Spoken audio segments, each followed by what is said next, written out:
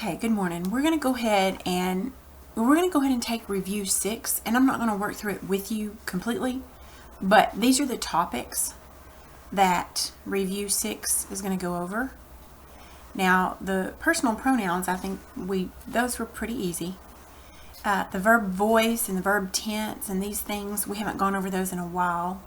Gerunds and participles, those gave me the most trouble, so we'll have to go back. So what we're going to do is we're going to first look at each section of review 6, and then we're going to go back and review parts of week 18 and week 16 and then 17, and then of course 18 should be fresh on your mind. But anyway, so let's go back and look at let's look at the topic here for review 6. So 6A is going to be going over pronouns. So in the following sentences taken from the classic 1913 novel The Custom of the Country by Edith Wharton, circle each pronoun. Label each as S, subject, O for object, P for possessive, R for reflexive, INT for intensive, I for indefinite, D for demonstrative, or RP for relative pronoun. Now, relative pronoun, those are the ones we just talked about.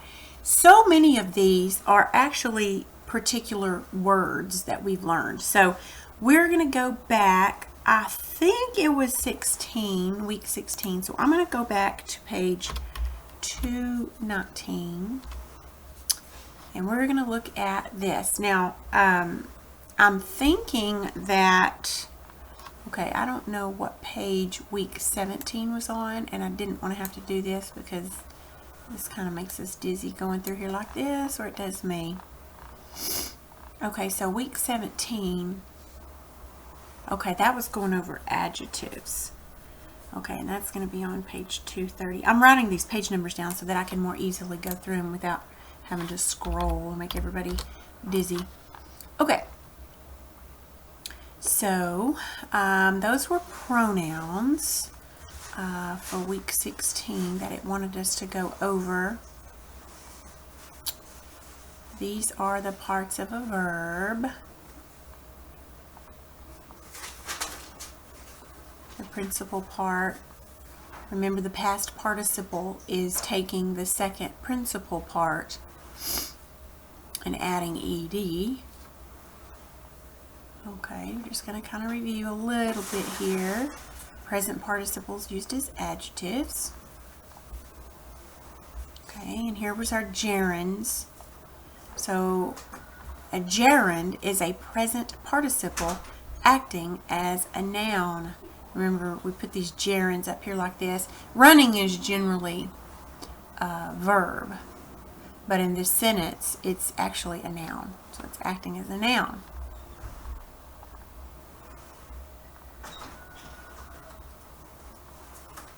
And we talked about infinitives. An infinitive is formed by combining the word to and then the first person singular present form of a verb.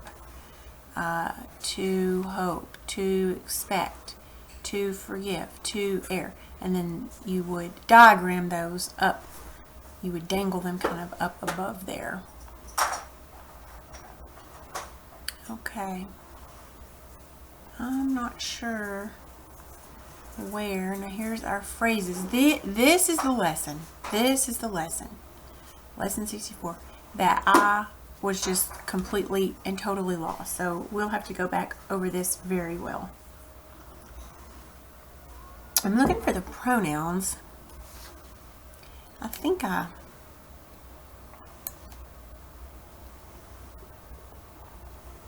let's go ahead and I don't remember which lesson the pronouns were, so that's just what I'm looking for. Alright, let's just go ahead and go back to review 6. See if we can do this ourselves. Okay. So first of all,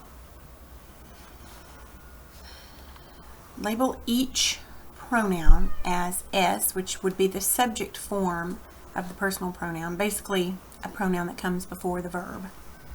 O for object form of personal pronoun, those are the ones that come after the verb. pretty much. Possessive is meaning that it's showing possession, that someone owns it, belongs to someone. R is reflexive. Those are the ones that reflect back. Ourself, yourself, himself, herself. Intensive, those are going to be those that show an intensity. I cannot think of an example of one off the top of my head, but we'll find one here in this review. Let's see. Indefinite, those are the ones that everyone, anyone, many, they're just indefinite.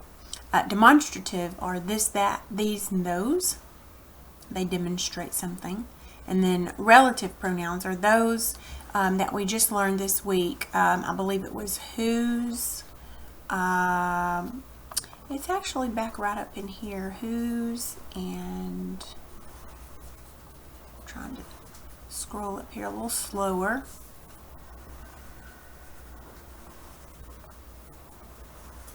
Well, I'll never find it this way. I think I have them written down. I think I wrote a list of them down right beside me. We don't care about that. And that. Okay. So the relative pronouns, those are actually, they're in week 18 that we just did. They are on page, well, am I going to be able to find it?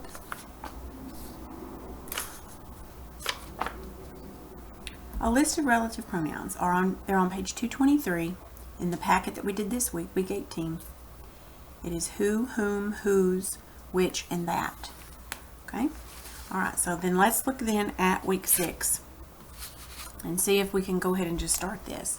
Now remember, we have to circle the pronoun, and then we have to label it as to what it is. Okay, so let's do this. This is going to be hard because pronouns are a lot. Okay, so let's just take it at a sentence at a time and circle all the pronouns. Okay, so yes, I suppose so. Okay, in this sentence, I is pronoun. And it's not going to let me do that because I don't have this ready. Okay, I is a pronoun, so we need to label it as to what it is. Now, I, in this sentence, it is acting as the subject. Suppose is your verb. It's coming before the verb, so it's acting as a subject. That one is easy. All right, let's take the next sentence. He said he'd like to paint me. All right, so we're going to have he. Let's just circle them, and then we'll go through and tell what they are. He, and then he'd, whoops, and me. Okay. And this one, he is the subject. This is, now, this is coming after what he did, but it's referring back, so we're going to say it's the subject as well. And then me is an object. Me is, I think, always an object, because you would never put me in the subject part of the sentence. Okay? All right. So the next one, Mabel Lipscomb introduced him. What do you think that is? It's an object. For one thing, if you think about it, introduced is the verb, and it's an action verb. Mabel Lipscomb introduced who or what? Him. That actually makes it the direct object. So it's an object pronoun. All right, I don't care if I never see him again, the girl said, bathed in angry pink. All right, let's see, we have this one, which you should know what this one is. It's the first word. That's generally the subject. Okay, I don't care if I never see him again, the girl said. Do you see any more in there? Here's I. Here's him. The girl said, bathed in angry pink. I think that's it.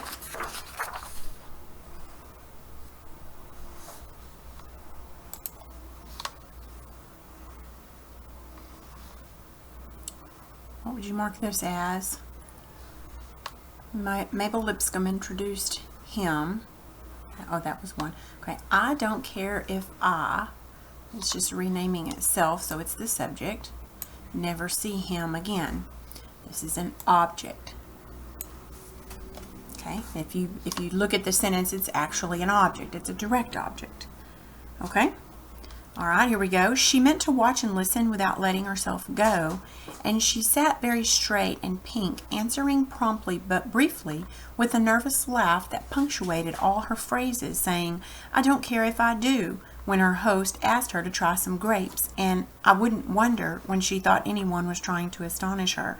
Okay, that's quite a big sentence, so let's go ahead and circle all of the pronouns that we can find. If you want to pause it and see if you can find them first, that's fine. I'm probably not even going to grade this review.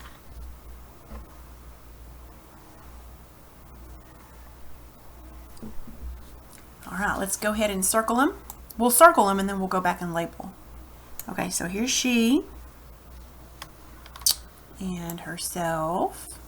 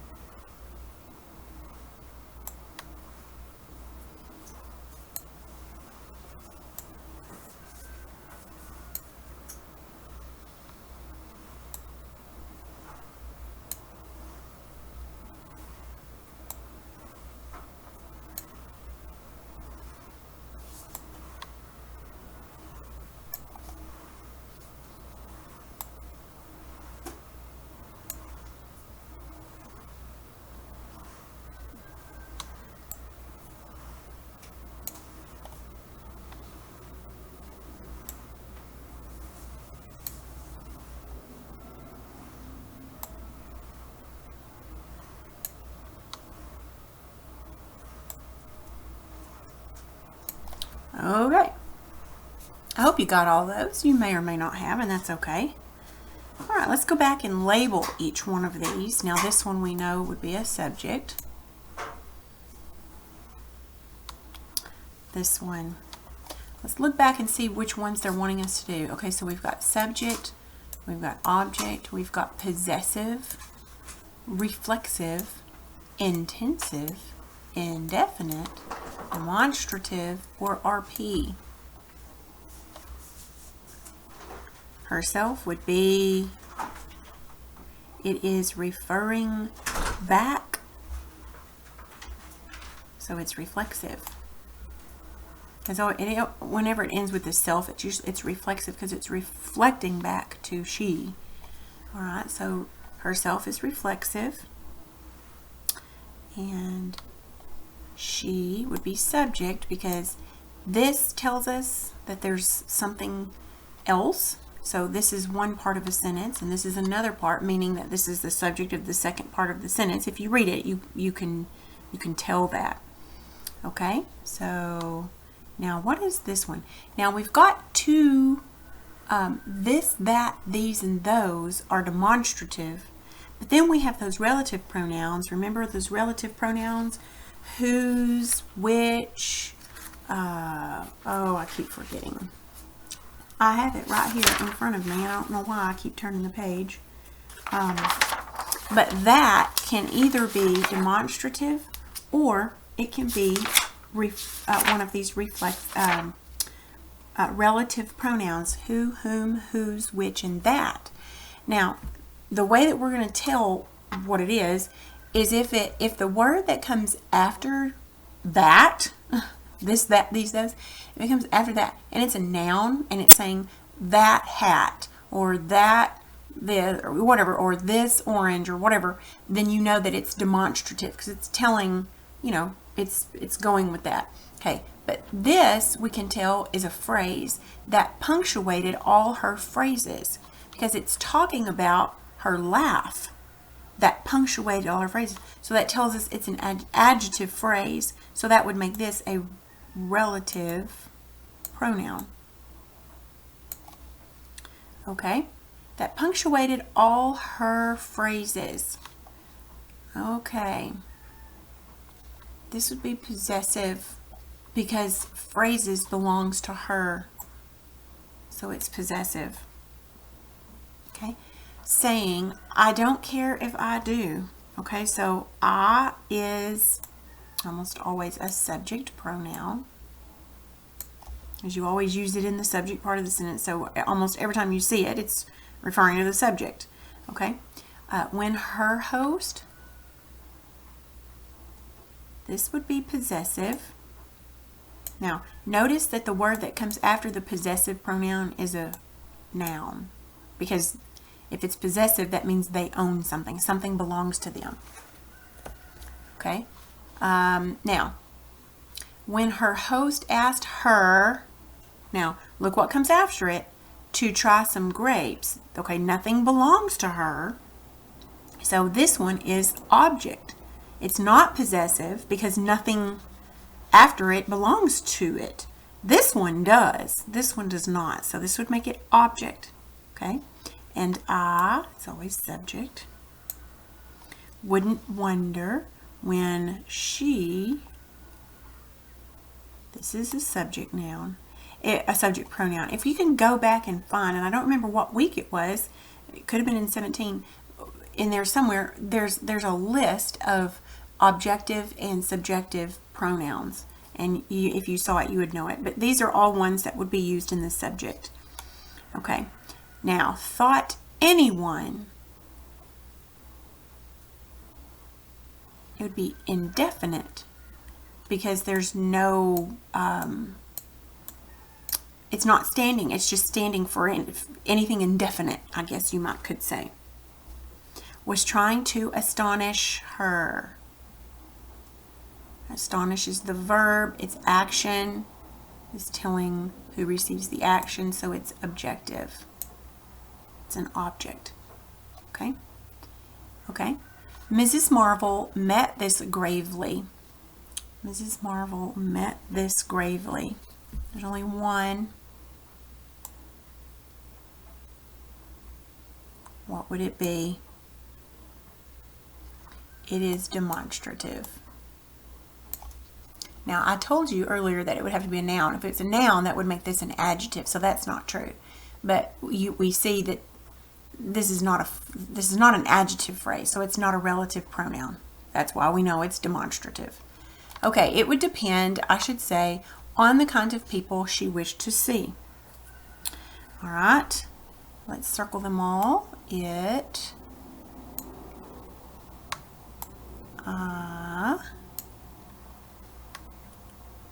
she, that's it. Okay, do you know what these are? These are all subject. Now, it doesn't always have to be subject. It can also be objective. But in this sentence, it's not an object. It's a subject. Okay? All right, here we go. Let's do some more. I'm not going to do the whole thing with you. I'm going to save a few for you to do at the end. Some she knew without being able to name them, fixed figureheads of the social prow. Others she recognized from their portraits in the papers, but of the few from whom she could herself claim recognition, not one was visible, and she was pursued, and as she pursued her investigations, the whole scene grew blank and featureless. Okay, let's get in there and find our pronouns. Now, the word some is a pronoun. I'm going to go ahead and tell you, it is an indefinite. My computer froze.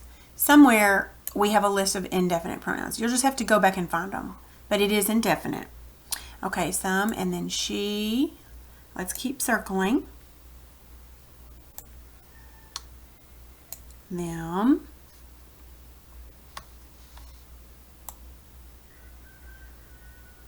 Again, this is indefinite. We didn't work too much with those, but I remember coming across a list of those.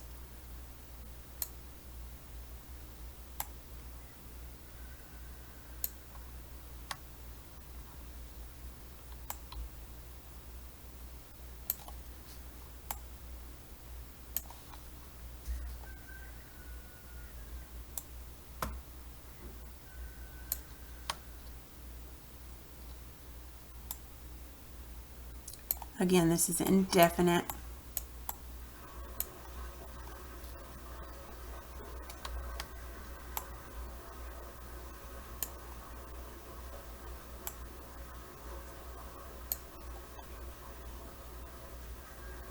Okay. Now, we've labeled these indefinite ones just simply because we didn't go over those very much. Why don't you pause it and see if you can label each one of these and just see if you get them right.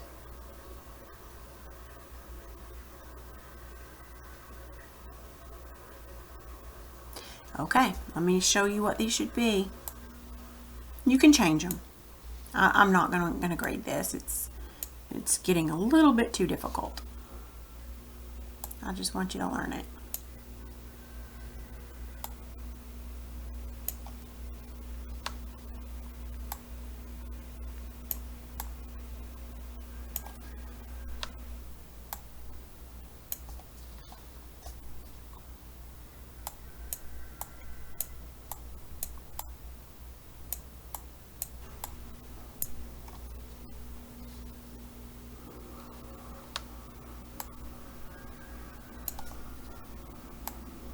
There we go.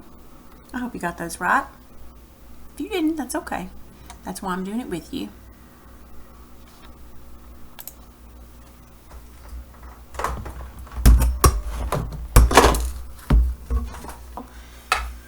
Against the passing lamps. All right, let's do this one then.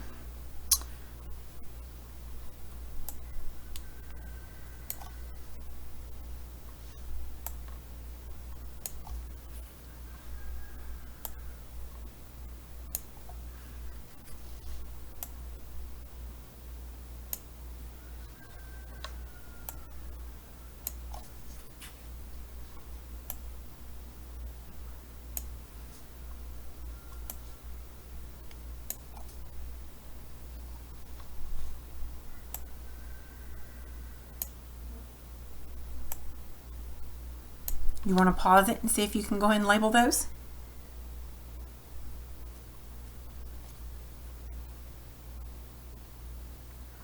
All right, let's label. See how well you did.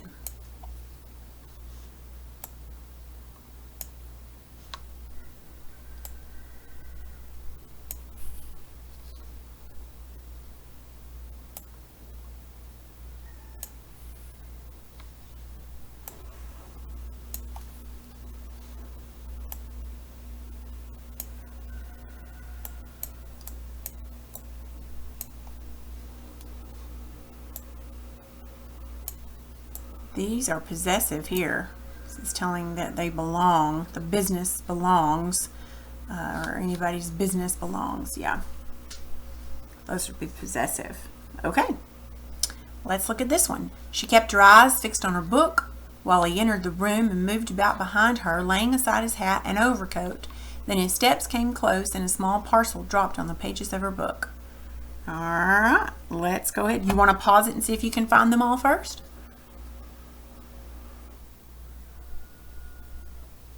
All right, here we go.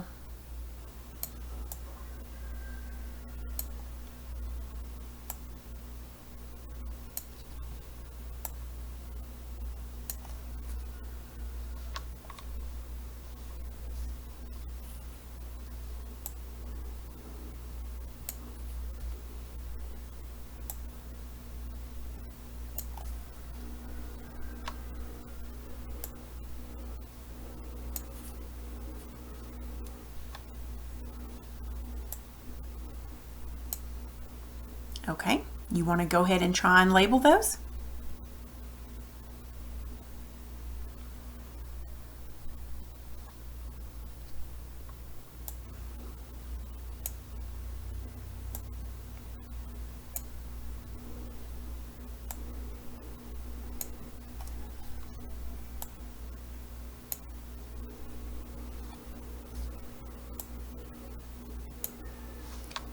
Behind her is a prepositional phrase, making her the object of the preposition, which is why that's an object.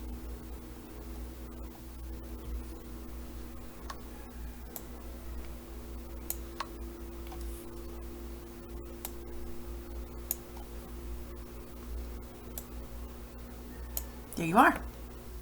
All right, that one was pretty easy, I think. All right, let's move on to this next section here. It's looks like 2 or 3 sentences left. All right, so why don't you pause it and see if you can do these last big sentences. Actually, it looks like there may be 3 or 4. But see if you can do just this section right here, circling all the pronouns and labeling what you think they are. Yeah?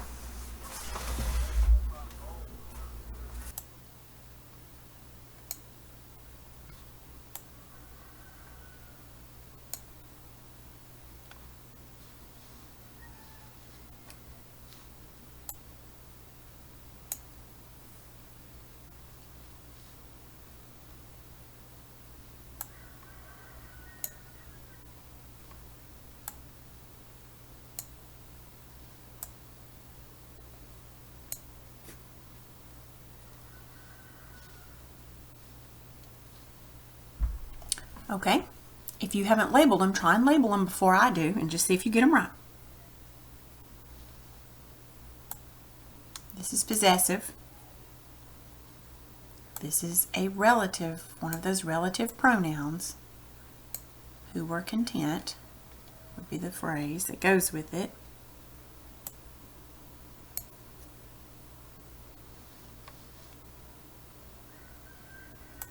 This is possessive. Ancestral residence belongs to them.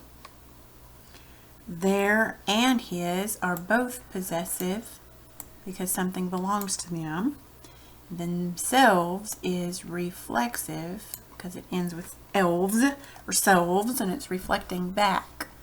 And that's all on that. All right, if you haven't done this one, pause it and go ahead and do this one. All right, I'm going to go ahead and circle them and label them. If you haven't done it yet, pause it, and that way you can see if you get these right. It's objective. This is a direct object.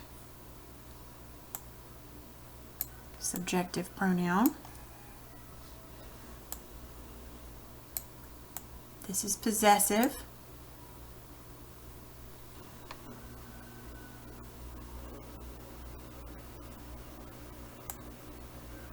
To her is a prepositional phrase, so her would be objective.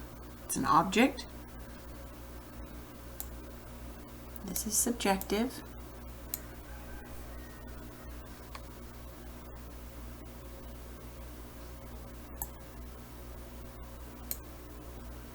Reflexive.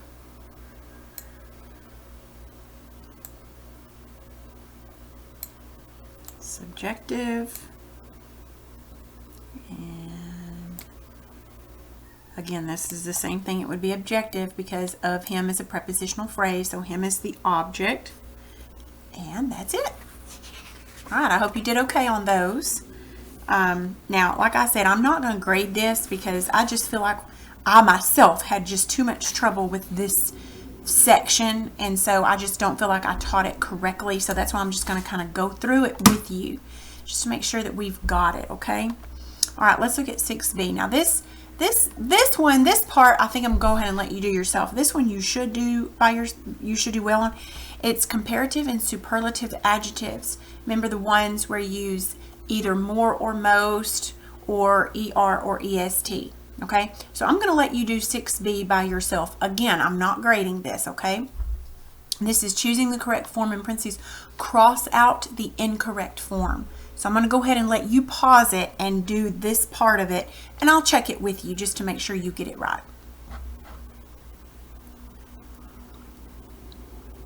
All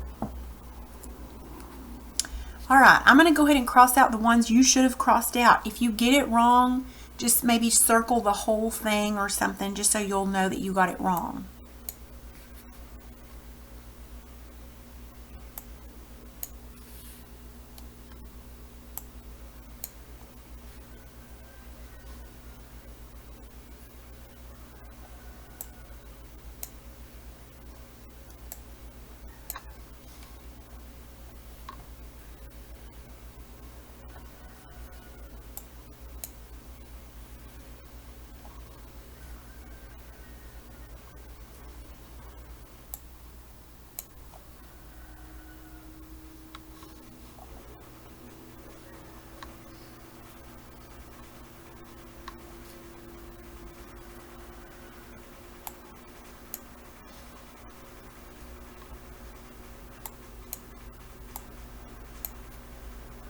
Okay.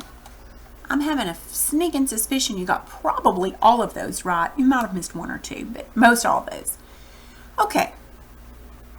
On review C, it's verbs. We're going to underline. Now this goes back to what we talked about, I think, in week 16. So we can go back to week 16 if we need to. Now this is underlining the main verb in the sentence. And then in the space above it, we're going to write the tense. Simple past, present, future, progressive past, present, future, perfect past, present, future. Okay? And we're going to put it in the voice. Active, or ACT for active, or past for passive. If the verb is active, also note whether it is transitive or intransitive. The first one's done for you. Okay. So we're going to have to, the only thing that I had trouble with, I think the tense of the verb is fine. It's the voice of the verb that always gets me. So let's go back to week 16 because I think week 16 is when they were talking about the verb parts. Okay, so the first principal part is your main verb. Second principal part is this part. Third principal part. Okay. The past participle of a verb can act as a descriptive adjective. Okay, past participle. Okay. Simple verb. A perfect verb describes an action. Perfect verbs have, has, or had in front of them. Progressive end with ing. Okay, so your present participle will be the one with ing. Let's go this way. Okay, this one was a good chart right here. Present participle, you would add ing. Perfect present or active participle. Passive, having been, past participle, ed. Okay, the past participle is the second principal part with ed. Okay, let us move on. We've already talked about gerunds. We've got to get to the active. It must have been week 17 that talked about the voice. For some reason, voice is the one that just gets me. I know intransitive and transitive, they all have to do with direct objects or not, whether they have one. Okay, yeah, it'll be week 17 because there's our comparatives and superlatives that we just talked about.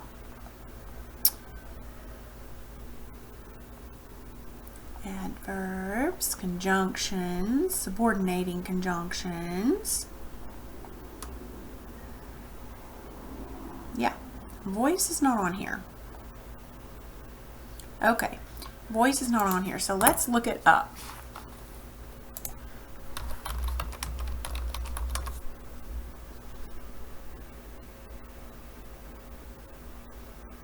Two verb voices in English. Active, when the subject of the sentence, the person or thing doing the action of the verb, or in the state expressed by the verb. This is the voice with which we are most familiar. The subject performs the action of the sentence. Passive, this will give us some examples. Active, when the subject of the sentence, the person or the thing doing the action of the verb, or in the state expressed by the verb. This is the voice with which we are most familiar. The subject performs the action. Okay, I remember now. The passive voice is when the subject of the sentence is being acted upon. The subject of the sentence is not performing the action. Instead, it's receiving the action. Okay, I remember that. Okay, let's go back then to review 6. We'll go to page 259. Gosh, come on, come on, come on. Here we are. Okay, so we are going to go ahead and underline these verbs, and we have to, oh my goodness, there's going to be a lot of stuff we have to put over it. Now they did the first one for us here.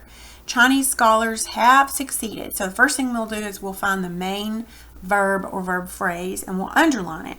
And then we have to write active or passive, transitive. No, we only have to, if it's active, we have to put if it's transitive or intransitive. And then we have to put the kind of verb that it is. And have succeeded is the perfect present. Okay, we know that it's perfect because it has have in front of it. Okay, now we may have to refer back to week 16, those charts that we had. Those were really good charts, and if you have those out, great, have those available. I don't have them available, so I might have to go back and forth. Okay, now remember transitive and intransitive. Transitive verbs have a direct object. Intransitive verbs do not. Okay? All right, so, and they said this is active because the Chinese scholars were doing this. Okay? All right, so let us see if we can go to the next sentence here. The still existing fragments of writing of this period are found almost exclusively on tortoise shells or on other bony surfaces. All right, so our main verb or verb phrase in this, if you can find it, it is are found.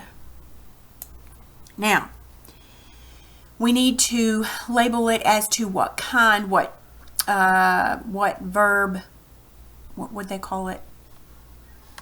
The tense. Okay, are found. Now, this is just in your simple, because you don't change the verb or anything like that. It's just are found, which means it would be simple. And I'm abbreviating. I'm not using what they said up here because it would look too funny. Simple present. If you look back at those charts, you can tell that are found would be in the tense of simple present. Okay, now we need to determine what voice it's in. The still existing fragments of writing of this period are found almost exclusively on tortoise shells. Okay, so the subject is fragments. So is fragments actually doing this? No, the fragments are not finding, are they? So this would make this passive, and because it's passive, then we don't need to worry about transitive or intransitive. Okay, let's move on to the next one. No preference was shown to the son of the oldest brother. Verb phrase or verb. Was shown. Do you know what tense it is? If you look back, it would be simple past.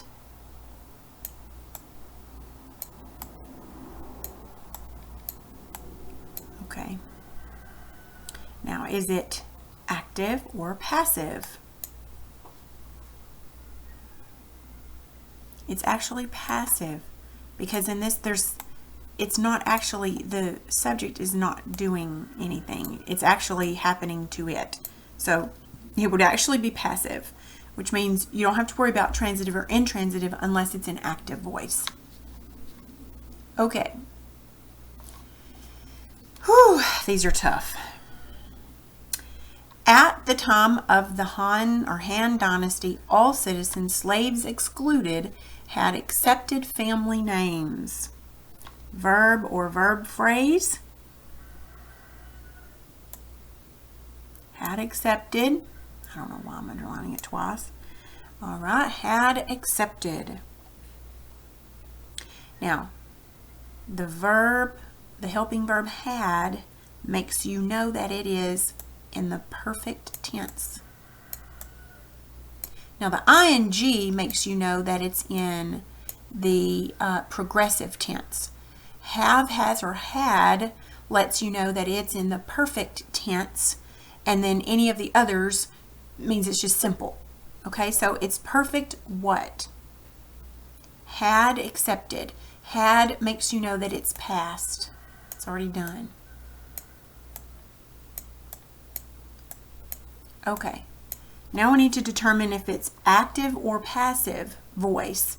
At the time of the Han Dynasty, all citizens, so citizens would be your subject. Are they doing this? Or is it being done to them? They're doing it. So it makes it active. Now, since it's active, we need to determine if it's transitive or intransitive. So we'll see if there's a direct object. So citizens had accepted who or what? Names. So that means that it is a transitive verb. I know exactly what you're thinking. Why do we need to know this? I don't know why, but we do. Okay, let's go to the next one. Many of the old works have only come down to us in an imperfect state and with doubtful accuracy. Look closely for this verb.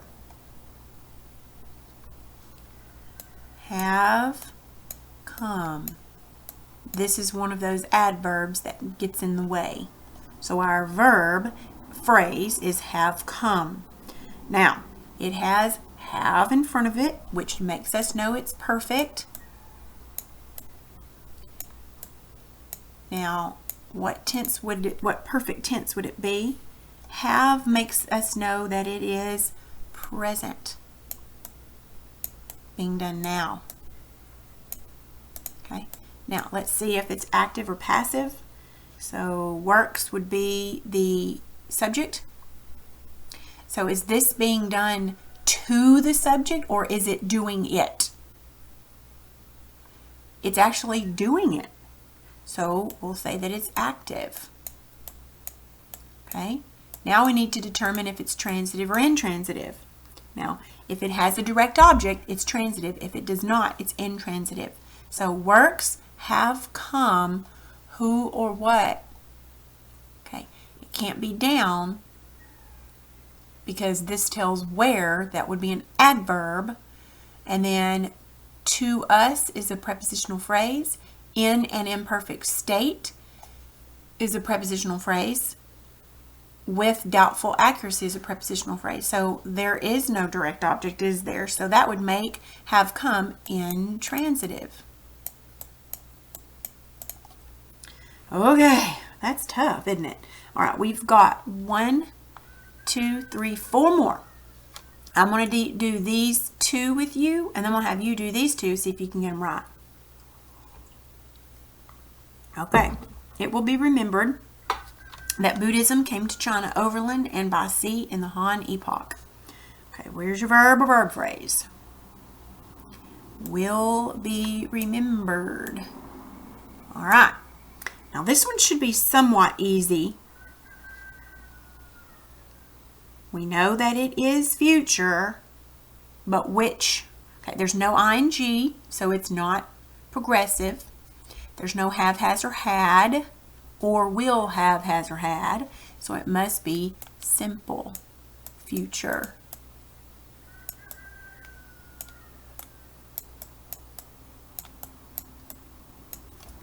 Okay, let's see if it's active or passive.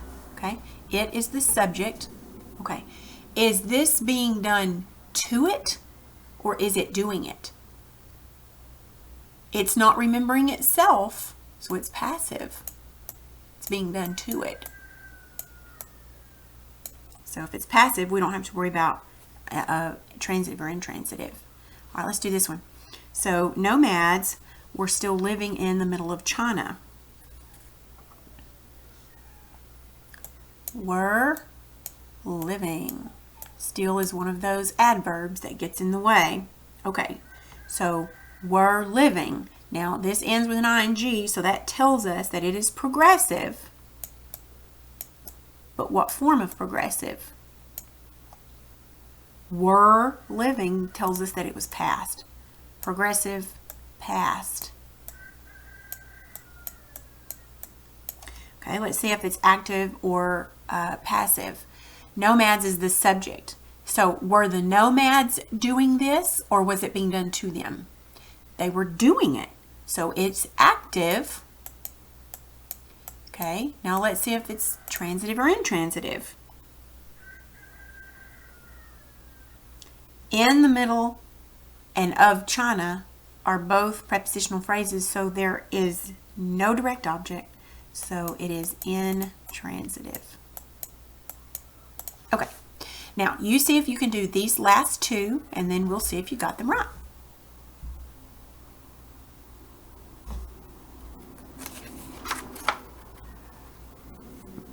Okay, the younger sons were given independent pieces of land.